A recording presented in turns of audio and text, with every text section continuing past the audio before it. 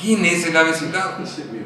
El ejidatario, ya habíamos visto, es aquella persona mayor de edad, mexicano, mayor de edad, ¿sí?, o menor de edad con familia a cargo, que es titular de derechos agrarios.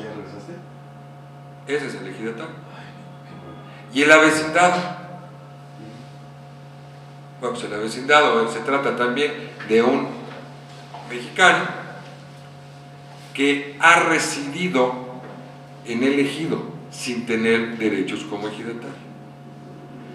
Y como avecindado en el ejido, va adquiriendo posibilidades de derechos. Yo puedo llegar a adquirir, por ejemplo, por prescripción,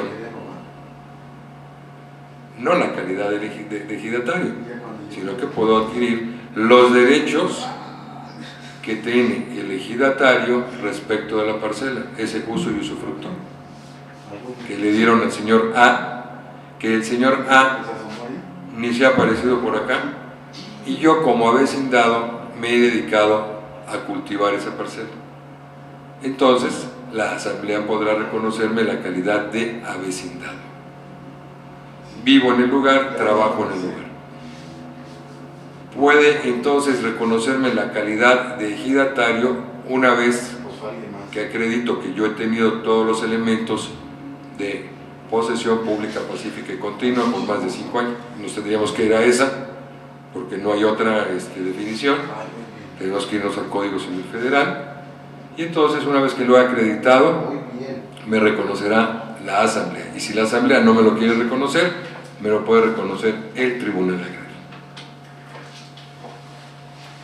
Y como avecindado, ¿qué otros derechos puedo llegar a tener? Bueno, pues también fíjate que puedo llegar a hacer mi lista de sucesión. Las resoluciones últimas señalan que los derechos del avecindado para hacer una lista de sucesión son igualitos a los del ejidatario. ¿Tengo derecho a participar en la asamblea? No, no tengo derecho, solamente es un derecho de los ejidatarios.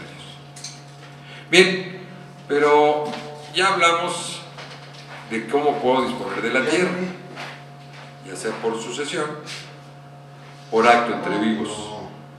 Pero los actos entre vivos tienen una regulación especial. Hay dos disposiciones que son importantes. La más importante tal vez es los derechos de preferencia. La ley otorga derechos de preferencia cuando el ejidatario quiere vender. Y vean ustedes que utilizo a propósito la palabra vender, porque en la ley agraria se habla de enajenar. Y ustedes recordarán que enajenar es cualquier acto de disposición, a título gratuito o no. ¿Sí? Y esto motivó que la Corte tuviera que resolver, al final de cuentas, en contradicción de tesis, que cuando la ley agraria se refiere a enajenar, se refiere a una venta o a la obtención de una contraprestación. En ese caso se otorgan derechos de preferencia para adquirir. ¿Y a quiénes? ¿Y qué es lo que puedo enajenar? Nos vamos a ir primero a la más fácil. Recuerdan ustedes que el ejidatario tiene derecho a adoptar el dominio pleno,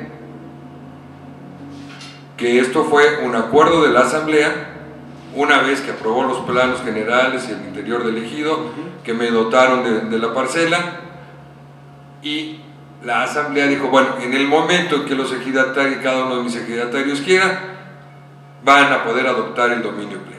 Y el dominio pleno, su ejercicio consiste en solicitar el registro agrario que me expida el título de propiedad a consecuencia del acuerdo de mi asamblea. Me expide el título de propiedad del registro agrario, cancela la propiedad agraria, lo manda al registro público de la propiedad local y se inscribe. Este procedimiento a lo mejor les suena más o menos conocido. Recordarán ustedes, hace 2 años, o 1 año y fracción, había un proyecto de esos también muy urgente, muy bonito, que era para una refinería, ¿de acuerdo? En el estado de Hidalgo. Las tierras donde al final de cuentas va a quedar la refinería eran propiedad de un ejido cuando empezó el asunto. ¿Qué hizo el ejido? Con el apoyo de la Secretaría de la Reforma Agraria y el Registro Agrario Nacional, obviamente en todas las unidades, se llevaron a cabo las asambleas para la aprobación de los límites del ejido, planos. Se llevaron a cabo las adopciones del acuerdo de dominio pleno, y se llevaron a cabo los actos de dominio pleno, es decir, ya que lo había acordado la asamblea del ejido, cada uno de los ejidatarios adoptó el dominio pleno en récord, tiempo récord. En 3 o 4 días estaba expedido el título, en tiempo récord 3 o 4 días estaba inscrito el título en el registro público de la propiedad. O sea, cuando se quiere, se puede. Si no estás en este caso de la refinería, no te preocupes, calcúlale más de un año en este mismo proceso. Pero bueno, aquí era la refinería, entonces salió rapidísimo. ¿Qué hicieron los ejidatarios? Con su tierra ya, con su título inscrito en el registro público de la propiedad, le vendieron al gobierno estatal, al gobierno de Hidalgo, la tierra. Millón y fracción cada parcela, y eso es público, así que no estamos diciendo nada, ninguna violación a la ley, haciendo ninguna violación a la ley. Millón y fracción la tierra, cada parcela. ¿Qué hizo qué tenía que hacer el ejidatario? Cuando el ejidatario ha adoptado el dominio pleno, y ese es el único caso de la propiedad privada, ¿sí?, tiene obligación, cuando va a enajenar, de informar sobre la enajenación para que haya, dice la ley, derecho del tanto, el ejercicio del derecho del tanto, al ejido, para que éste a su vez le notifique mediante publicación, mediante avisos en los lugares de costumbre del ejido, a todos los demás qué es lo que se está vendiendo. Y lo que estoy vendiendo no es otra cosa más que mi parcela, que mide 3 hectáreas. ¿Sí? ¿Quién tiene derecho a comprarla? ¿Quién tiene el derecho del tanto? Lo tiene mi cónyuge, mi concubina o concubinario, mis hijos, en ese orden, los demás ejidatarios, los avecindados y el propio ejido. Si no notifico, ojo, ya era propiedad privada, si no notifico, la venta es nula. ¿Qué hicieron los ejidatarios de Hidalgo antes de venderle al gobierno del estado? Notificaron al ejido sobre la venta de la parcela. O sea, hicieron todo lo que tenían que hacer. Asamblea, se tomó el acuerdo de autorizar la adopción del dominio pleno, se adoptó el dominio pleno, se expidió el título agrario, el título de propiedad por el Registro Agrario Nacional, se inscribió en el Registro Público de la Propiedad.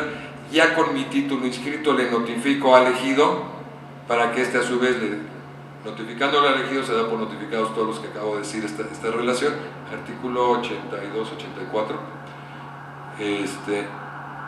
y una vez cumplido el plazo, le enajeno al gobierno del estado.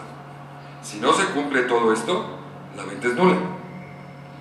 Es donde los abogados debemos de tener mucho cuidado cuando intervenimos en ventas de algo que parece que es del ejido, o parece que ya tiene título. No parece, o lo tiene o no lo tiene, una vez que está inscrito en el registro público de la propiedad, es cuando puede vender. Mientras no esté inscrito, no. ¿De acuerdo? Bien. Son los casos en los que se convierte en constitutivo el registro público de la propiedad. ¿Sí? Ese es el caso. Bien. Siguiente posibilidad. ¿Recuerdan ustedes que yo tengo sobre la parcela el uso y el usufructo? ¿Cómo creen que puedo enajenar esos derechos y a quién? Ya vimos que la tierra, una vez que se adoptó el dominio pleno, puedo incluso hasta vendérsela a un gobierno local. ¿Sí? Gobierno local que después, ya para cerrar, se lo dona a Pemex. ¿Para qué? Para que haga la refinería. ¿Ok? Esa es toda la historia desde la parte agraria. Y todavía hay 20,000 historias más abajo, ¿no? de cosas muy interesantes de cómo se fueron dando las asambleas, de cómo a un ejido que ya habían avanzado lo tuvieron que decir, no, pues tu tierra siempre no, porque te falló en esto y en esto. En eso fue muy cuidadosa la Secretaría. Y luego por ahí unas tierras en otro estado, no sé, cercanos a Guanajuato, donde una galletera compraba tierra muy barata y quién sabe qué, ¿no se acuerdan? ¿Qué no leen los periódicos, los chismes? Estuvieron muy buenos. Era el caso de una harinera que también estaba comprando tierra. ¿Se acuerdan que la posibilidad era Hidalgo o Guanajuato? ¿Sí? Cuando se dijo que había la posibilidad de que la refinería fuera en Guanajuato, rápidamente una empresa que hacía harina de coco sujeto se dedicó a comprar tierra del ejido, donde casualmente podía quedar la refinería. Casualmente tuvieron una pérdida brutal porque se quedó en Hidalgo, y de este lado, a pesar de que pagaban barato y algunas personas no terminaron bien las operaciones, pero se quedaron con mucha tierra que no les sirvió para nada, porque la refinería no se hizo allá, se va a hacer en Hidalgo. ¿Okay? Pero bueno, lo bueno es que salió de aquí, ¿verdad? Nuestro cuatro. Bien, ¿qué sigue? Les decía de los derechos que tengo sobre la parcela. ¿Cómo le hago para venderlos? ¿Los puedo vender? Sí los puedo vender. Recuerda que les dije hace un rato, una de las características del uso es que no es enajenable, pero en materia agraria sí. ¿Se acuerdan? El usufructo sí es enajenable en materia civil, igual en materia agraria. El uso no es enajenable en materia civil, pero en materia agraria sí. Y hay una razón lógica. Cuando yo voy a enajenar mis derechos parcelarios, dice el artículo 80, no fue la compañía, por ahí vi que uno de ustedes traía también la ley agraria. ¿Nadie la trae? ¿Me haría usted el favor, compañero? Le paso el micrófono. Ahí está. De leer el artículo 80. Ese artículo 80 se reformó en abril de hace un año o 2 años, más o menos, porque en él se establece el derecho del tanto. Y se incluyeron a unas personas que no estaban originalmente, como fue la concubina, el concubinario y los descendientes. Tenía la ley agraria tiene todavía un defecto, que solamente hablaba de la concubina y del concubinario en materia de sucesión. Nunca más volví a hablar de ellos. Entonces, estaba desconociendo una realidad social. Es más fácil o es más común en el campo el concubinato, ¿sí?